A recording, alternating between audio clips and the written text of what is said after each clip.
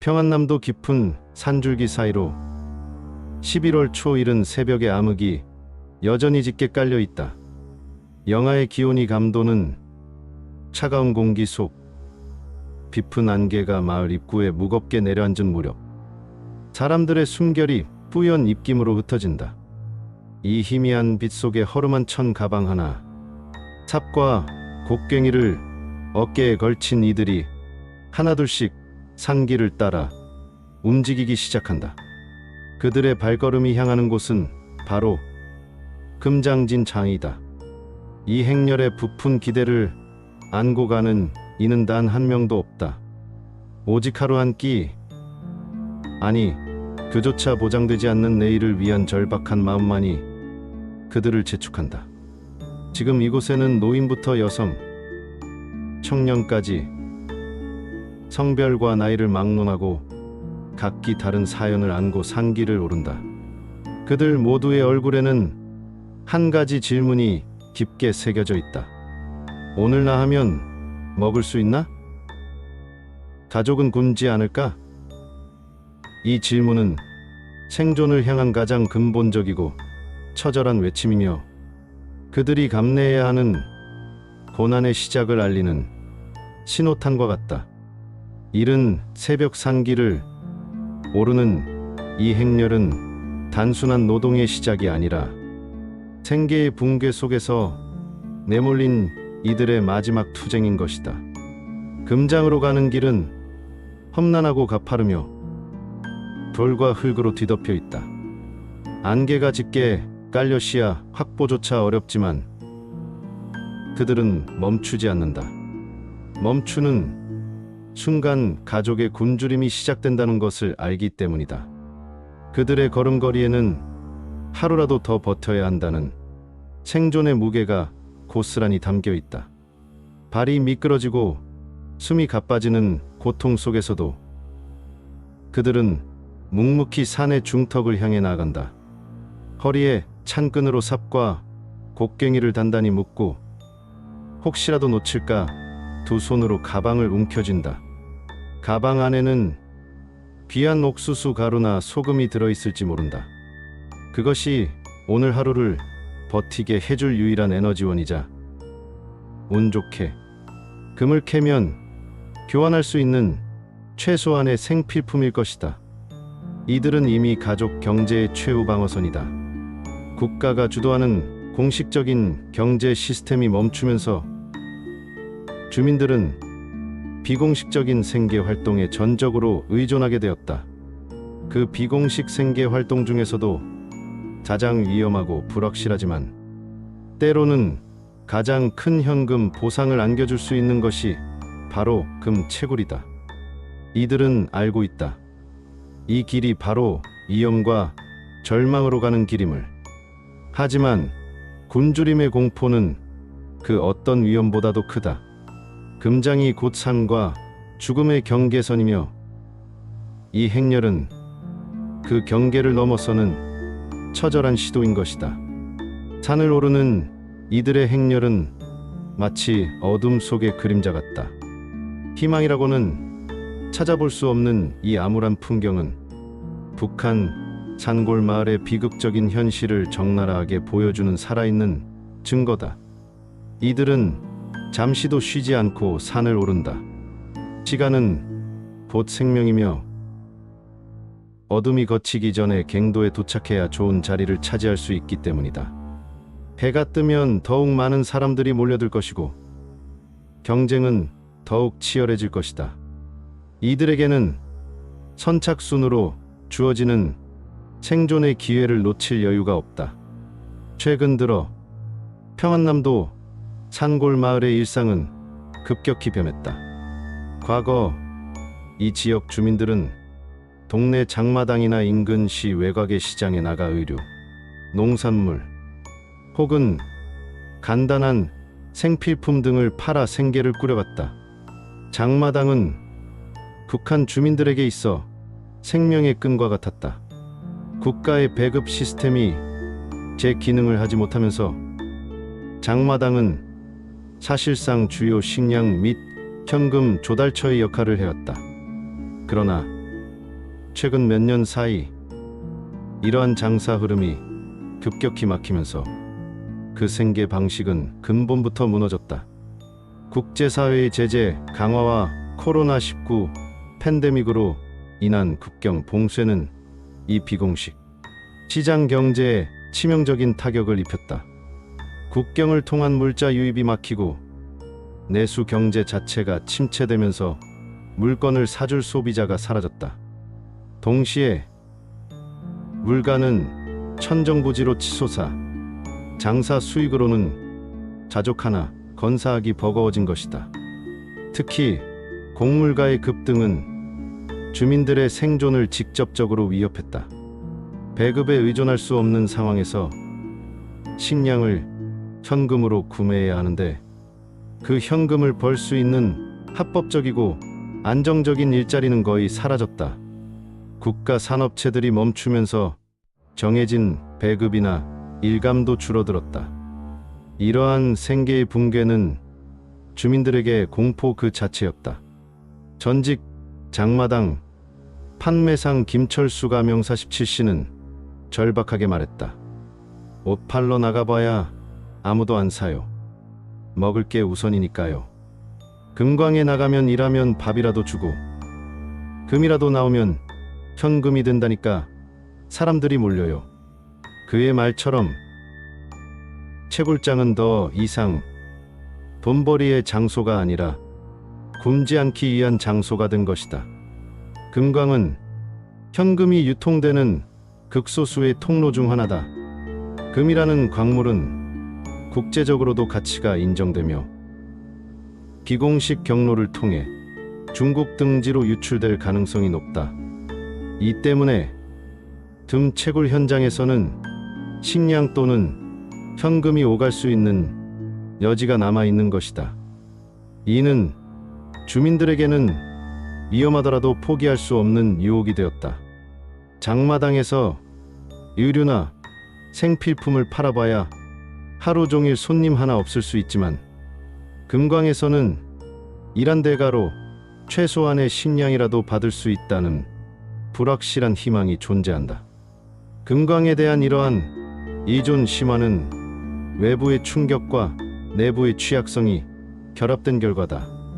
북한의 경제 시스템은 제재와 팬데믹으로 인해 더욱 취약해졌고 특히 시장에 의존하던 주민들의 생계는 직격탄을 맞았다. 국가 배급 시스템의 기능 약화와 함께 자력으로 생존해야 하는 주민들에게 금 채굴은 마지막 지푸라기와 같은 의미를 갖게 되었다. 이처럼 금장은 붕괴한 시장 경제에 대안이자 극단적인 생계 수단으로 기능하고 있다. 산 중턱에 위치한 금장에 도착하면 곧바로 삽질이 시작된다. 흙과 돌을 파내고 불안정한 갱도 안으로 몸을 던져야 한다. 이곳은 안전장비라고는 찾아볼 수 없는 가장 원시적인 형태의 노동 현장이다. 작업복이란 허름한 옷 한 벌이 전부이며 장갑이나 헬멧 따위는 꿈도 꿀 수 없다. 낡고 불안한 갱도는 언제 무너질지 모르는 시한폭탄과 같다. 갱도 내부의 환경은 극도로 열악하다. 산소가 부족해 숨이 가빠지는 것은 일상이며 지하수가 끊임없이 스며들어 허리까지 물이 차오르는 터널 속에서 몸을 가누기 힘든 경우도 비일비재하다. 습기와 먼지는 호흡기 질환을 유발하고 차가운 물은 저체온증의 위험을 높인다. 그럼에도 사람들은 매일 그 길을 간다. 이유는 단 하나, 내일의 밥 한 끼 때문이다. 채굴 노동자들은 절망 속에서도 작은 희망을 말한다. 금이 바로 보이지 않더라도 일한 시간대가는 어딘가 나와요. 밥이라도 먹고 내가 살아있다는 걸 느껴요. 그러나 현실은 냉혹하다. 실제로 발견되는 금의 양은 극히 적다. Radio Free Asia가 공개한 영상에는 서해 연안의 작은 개울에서 허리까지 물에 잠기며 금가루를 찾아 헤매는 사람이 등장했다. 그 영상을 담은 한 탈북자는 이 고통스러운 노동의 대가를 이렇게 증언했다. 사람들이 하루에 0.02g, 0.03g 정도 금을 건져내요. 1g이 되려면 며칠이 걸려요. 그래도 그나마 밥값이 돼요. 이처럼 채굴은 결코 부의 축적이 아니었다. 이는 하루를 연명하기 위한 노동이었고 그 대가는 목숨, 너무나도 컸다. 현대적인 채굴 장비는 전무하고 오직 삽과 곡괭이 그리고 맨손에 의존해야 한다. 파낸 흙과 돌을 밖으로 운반하는 것조차 엄청난 노동력을 필요로 한다. 여성과 노인들은 주로 돌무더기를 갈아내는 작업이나 물을 퍼내는 일을 맡는다. 이는 육체적으로 덜 부담스럽다고 여겨지지만 먼지와 습기 속에서 장시간 작업해야 하므로 건강에 치명적이다. 갱도 안에서의 시간은 마치 고립된 지옥과 같다. 어둠 속에서 희미한 등불 하나에 의존의 작업을 이어가며 끊임없이 갱도 붕괴의 공포에 시달린다. 작은 돌멩이 하나 떨어지는 소리에도 모두가 숨을 죽이고 긴장한다. 그들에게 금은 더 이상 반짝이는 보물이 아니다. 생존의 무게를 상징하는 잔혹한 현실이며 그들이 매일 감내해야 하는 고통의 대가일 뿐이다. 그들은 안다. 이 노동의 끝이 풍요가 아님을. 하지만 이 길만이 오늘의 굶주림을 피할 수 있는 유일한 통로라는 냉혹한 진실 앞에서 그들은 흙과 돌을 파는 삽질을 멈출 수 없다. 금을 캐는 행위는 곧 희망과 절망이 교차하는 지점에서 벌어지는 가장 처절한 생존 투쟁인 것이다. 지금 금장으로 향하는 행렬은 성별과 세대를 초월한다. 최근 보도에 따르면 채굴 현장에 투입되는 인력은 청년 남성에 한정되지 않고 미혼 여성부터 60대 노인까지 그 범위가 넓어졌다. 이는 곧 북한 사회 전반의 생계 곤란이 얼마나 심각한지를 방증한다. 가장의 역할을 해야 하는 남성들이 군 복무 중이거나 이미 다른 일로 수입이 막힌 경우가 늘어나면서 여성과 노약자들이 생계 전선에 내몰리는 비극이 심화되고 있는 것이다. 특히 자녀를 홀로 키우는 엄마들은 아이들의 굶주림을 막기 위해 산속 갱도라는 지옥 같은 환경으로 발을 들인다. 한 여성 노동자 장선화 가명 34씨의 증언은 이 비극적인 현실을 적나라하게 보여준다. 아이들이 굶는 걸 보면 미칠 것 같아서 산에 들어갔어요. 병원비가 없어서 다친 몸으로 절뚝거리며 다시 산으로 올라가요. 하루 일 안 하면 그날은 굶어야 하니까요. 아이 둘을 둔 그녀에게 산속 갱도는 공포와 절망의 공간이지만 동시에 살아남기 위한 마지막 선택지였다. 그녀의 증언은 지금 이 땅에서 여성이 감내해야 하는 생존의 무게를 보여주며 가족을 지키기 위한 어머니의 숭고하면서도 비극적인 희생을 담고 있다. 여성들은 주로 위험도가 상대적으로 낮은 갱도 외부의 작업, 즉 돌무더기를 갈아내거나 물을 퍼내는 일을 맡지만 이 역시 장시간의 육체노동과 위생적인 문제로 인해 건강에 치명적인 영향을 미친다. 60대 이상의 노인들 역시 예외가 아니다. 연금을 기대할 수 없고 자녀들의 생계조차 어려운 상황에서 노인들은 자신들의 연명을 위해 혹은 손주들의 밥 한 끼를 위해 삽과 곡괭이를 잡는다. 이들은 체력적으로 버티기 힘든 극한의 노동 환경 속에서 부상과 질병의 위험에 가장 취약하다.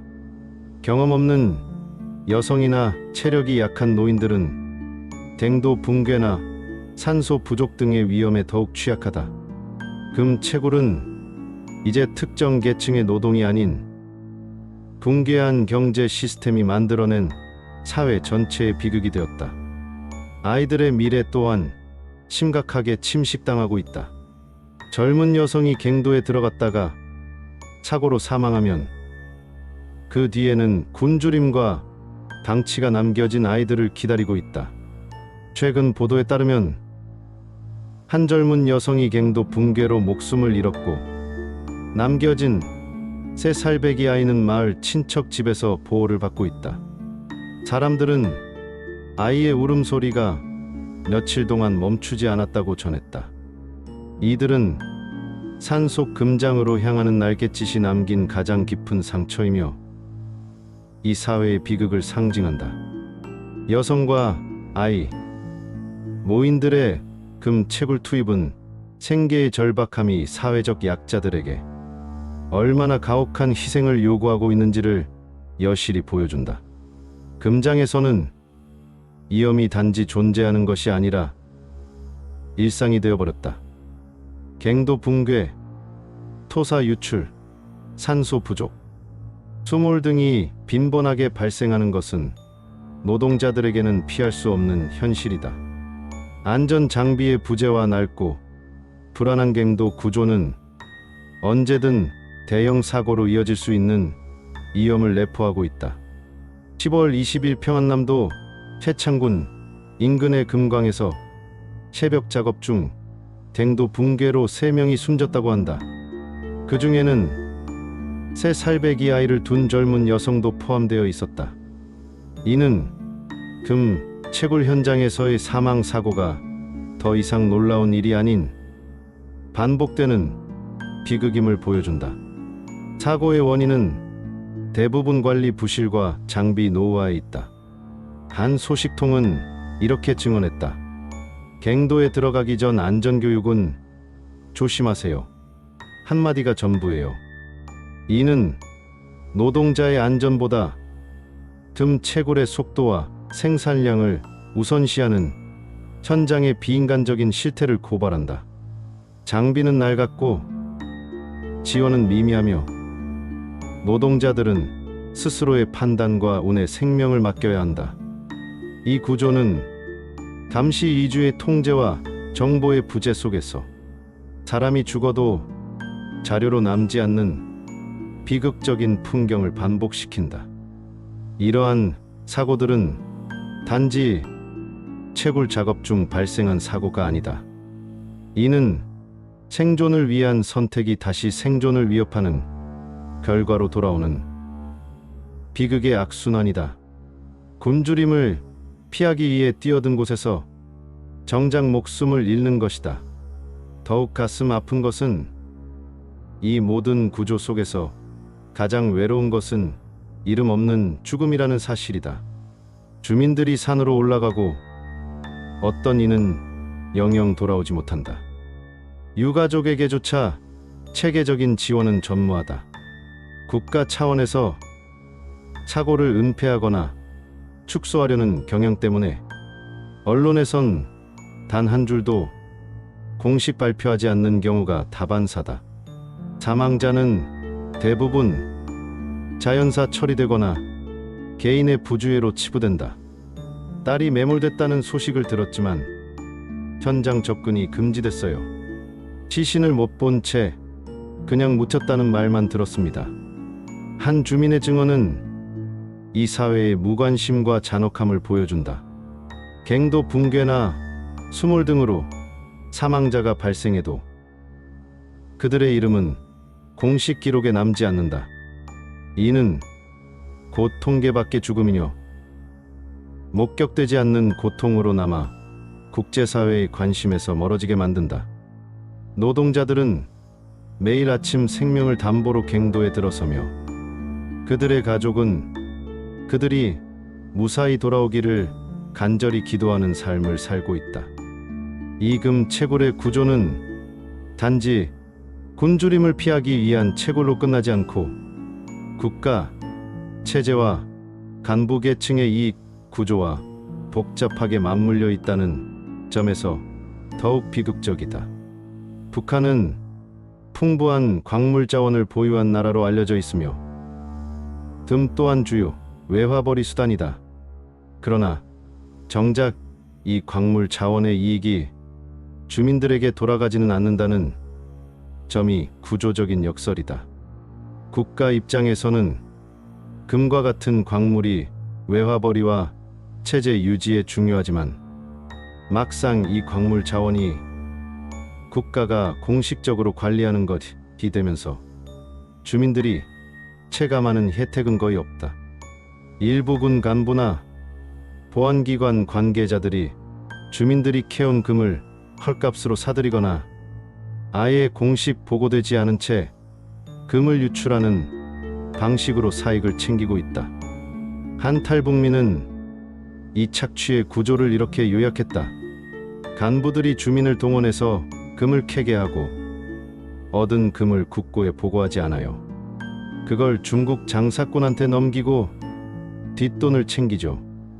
이처럼 산속에서 땅을 타는 노동자들의 노력은 국가와 일부 계급을 위한 것이 되어버렸다. 채굴된 금의 상당 부분이 비공식적인 경로를 통해 유출되면서 국가는 외화벌이의 목적을 달성하는 동시에 채굴 현장의 안전 관리나 노동 환경 개선에 대한 책임을 회피하고 있다. 주민들이 캔 금이 국가나 개인의 사익을 위해 사용되는 동안 정작 금을 캔 노동자들은 하루 한 끼의 식량조차 보장받지 못하고 위험에 노출된다. 이 행렬은 단순한 노동이 아니라 체제 내부의 불평등과 착취의 축소판이라 할 수 있다. 광산 구조의 이러한 역설은 북한 체제의 근본적인 문제점을 드러낸다. 자원이 풍부함에도 불구하고 그 혜택이 주민들에게 돌아가지 못하고 소수 엘리트 계층에게 집중되는 경제 구조의 모순이 금 채굴 현장에서 가장 극명하게 나타나고 있는 것이다. 세계는 평양의 미사일 발사나 핵실험에는 즉각적으로 반응하며 국제적인 제재 조치를 취한다. 하지만 산속 깊은 금광 채굴 현장에서 이름도 모를 이들이 생명을 잃고 굶주림에 내몰리는 현실에는 상대적으로 깊은 침묵으로 일관한다. 이들의 고통은 공식적인 통계조차 제대로 집계되지 않는, 목격되지 않는 고통으로 남아있다. 공식 통계가 없으니 국제사회의 관심도 미치기 어렵다. 채굴장 주변에서 쌓여가는 무명무지, 우밍, 우즈의 죽음들은 북한 인권 문제의 가장 어두운 단면을 보여준다. 이들은 생존을 위한 마지막 몸부림 속에서 희생되었음에도 불구하고 그들의 희생은 체제에 의해 지워지고 은폐되고 있다. 금 채굴 현장에 내몰리는 것은 노동자 본인만이 아니라 그들의 가족, 특히 아이들에게 더 깊은 상처를 남긴다. 갱도 붕괴로 엄마를 잃은 세 살배기 아이는 마을 친척 집에서 보호를 받지만 굶주림과 방치가 그들의 미래를 침식하고 있다. 국제사회가 평양의 정치적 행위에 집중하는 동안 북한 내부의 인도주의적 위기와 인권 유린은 심화되고 있다. 금 채굴 현장의 비극은 정치적 문제를 넘어선 순수한 인권 문제이자 인도주의적 재앙이다.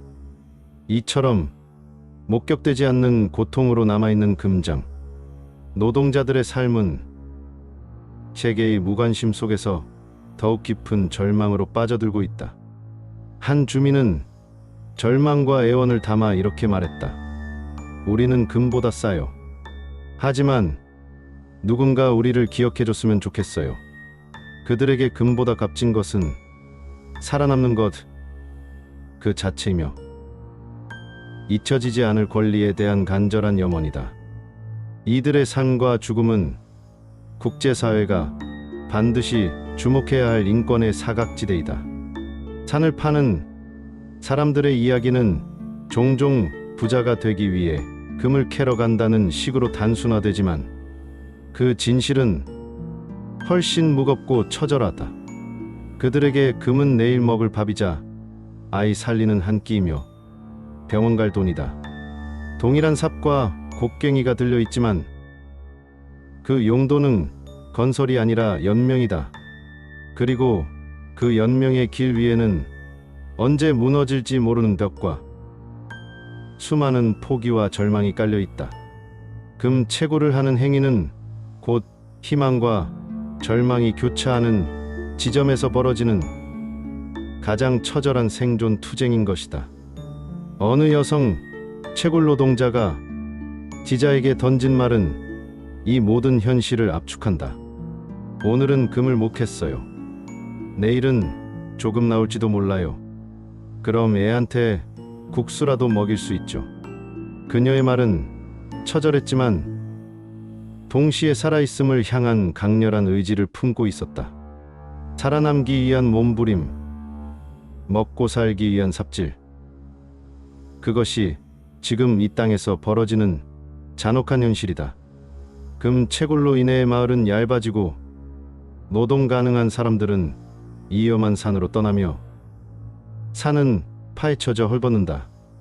여기서 금은 더 이상 반짝이는 희망의 상징이 아니다. 오히려 잔혹한 현실의 증거다. 금을 향해 내려간 사람들은 금을 캐고 돌아오지 못하거나 금을 캐고도 그것이 자신에게 돌아가지 않는 착취의 구조 속에 갇힌다. 그들의 절망은 금보다 더 값진 것은 없을까라는 근본적인 질문으로 이어진다. 그 답은 아직 산속 어딘가에서 곡괭이와 삽을 들고 파헤치는 이들의 뒷모습 속에 있다. 평안남도의 어느 깊은 골짜기, 새벽의 안개가 채 가시기도 전에 사람들이 산길을 오른다. 그들의 목적지는 금이 있는 땅, 채굴장, 갱도다. 우리는 그들의 목적이 부자가 되는 것이 아님을 알아야 한다. 그들의 목적은 단 하나, 오늘 굶지 않는 것, 아이가 내일 굶지 않는 것, 병든 몸이라도 다시 일어나 산에 오르는 것이다. 생존 자체가 가장 절박한 선택이 되었다. 광물 자원이 풍부하다는 평가 속에서도 주민들은 산을 파며 죽음을 마주하고 있다. 국가와 체제는 금을 수출하고 외화를 벌며 간부들은 이익을 챙기는 구조 속에서 주민들은 그 금을 캐내며 하루를 버틴다. 사고가 나도 공식 발표조차 되지 않고 이름 없는 죽음이 쌓이며 아이들은 부모 없이 굶주린다. 그리고 여전히 많은 이들이 금을 캐러 간다. 이유는 단순히 살아남기 위해서다. 이들의 생존은 금보다 훨씬 값지다. 반짝이는 금을 향해 간 그들의 발걸음은 실은 삶을 향한 마지막 몸부림이었다. 우리가 기억해야 할 것은 그 금알갱이가 아니라 그들이 지금 이 순간에도 살아남기 위해 땅을 파고 있다는 사실. 그리고 그들이 안전하고 존엄하게 살아남아야 한다는 사실이다. 이 비극적인 행렬은 북한 체제의 구조적 모순과 인도주의적 위기를 상징한다. 장마당 경제의 붕괴는 주민들을 극도의 생계 위기로 내몰았고 국가는 이들의 생존 투쟁을 묵인하거나 혹은 악용하며 이득을 취하고 있다. 금 채굴 현장은 바로 이 착취와 절망의 교차로인 것이다. 따라서 국제사회는 이 이름 없는 삶들의 고통을 더 이상 외면해서는 안 된다. 북한의 인권 문제에 대한 논의는 핵 문제나 정치적 이슈에 가려져서는 안 되며 가장 기본적인 생존권을 위협받는 이들의 목소리에 귀 기울여야 한다. 금 채굴 노동자들의 안전과 존엄성이 보장될 수 있도록 국제적인 압력과 인도주의적 지원이 절실하다. 그들이 삽과 곡괭이를 놓을 수 있는 날, 금보다 값진 삶을 영위할 수 있는 날이 오기를 간절히 바라며 그들의 투쟁을 잊지 않고 기록하는 것이 우리의 책무이다.